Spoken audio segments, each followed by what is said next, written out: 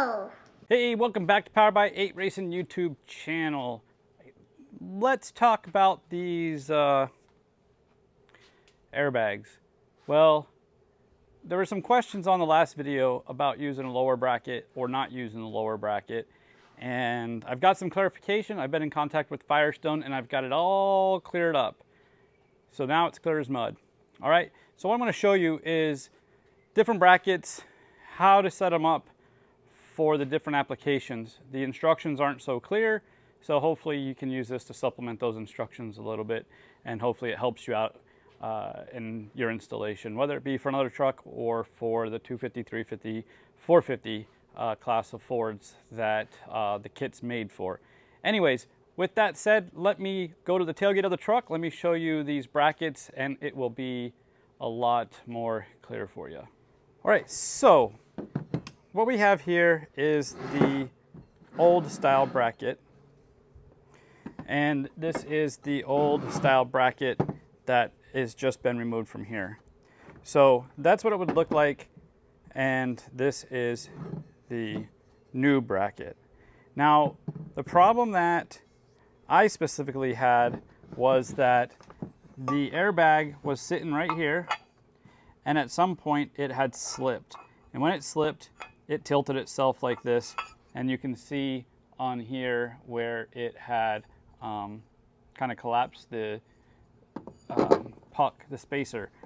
Now they include a rubber puck that fills this area, and then this also provides a surface that will help prevent that from being able to slip as that rubber grips that bracket. Okay, so now the question was asked why I didn't use the lower support bracket. My kit did come with them, and yes, that's correct, I didn't use them. Now, depending on the truck that you have, you could have a jounce support bracket or jounce support, or you may not have a jounce support. So if you have the jounce support, you don't need the lower bracket to support the airbag bracket. And that would sit on there like this, and the airbag would sit on that. And then this would sit on the jounce stop. And then absent of that jounce stop, you need to put that lower support bracket here, and then that's your two mounting points on the axle is here, and that's where the lower bracket goes. Now, this is where it gets confusing in the directions because the direction diagrams haven't been updated, and this is what led down the path of me getting a hold of them and me finding out that there are new brackets.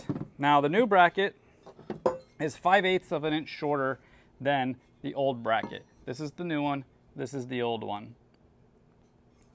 Now, the thing with the new one is that this is smaller, and I don't know what these are for. It might be for a different application, but it's not used for ours. So this slot is smaller, and the whole surface of this is smaller. Now, the one thing that I learned was that when you have a airbag like this that has the dual bags, I forget the proper term. Anyways, when you have these bags, these each can be offset by 1 inch. So in total, this and this could be off by 2 inches, and you won't lose any performance of the airbag. So because of that, while this needs to sit out here on this bracket, it's too far out and it will fail with the jounce support. When you use the smaller bracket, it needs to be more inward. But by putting it more inward, it's going to offset the top out. Okay? So it's not wrong. It's just going to look funky because you think that it should be in a straight line. But again, I learned that from Firestone that these don't have to be in a straight line. So now, jounce support versus non-jounce support bracket. If you have a jounce support bracket, it's really simple. This sits on here like this. This gets bolted on like this, and then you'll see that you have a flat screw that's going to go like this, and then it's going to be recessed in this chamfer so that it can sit on the jounce support and not hit and be flat. Now, when you're doing it the opposite way and you need the lower bracket, this gets flipped this way. This now becomes the bolt for the lower bracket, the lower support bracket, and then you put a normal bolt this way into the airbag. And so that's what you'll do differently, and that's if you don't have a jounce support and you're using a lower bracket, and then it goes this way if you have a jounce support, then you don't use the lower support bracket, and then this goes in here like that. That's really the only update that I have from the previous video to this one. The install is exactly the same, nothing's changed there. If you need the new parts, call Firestone. I'll put their number over here somewhere.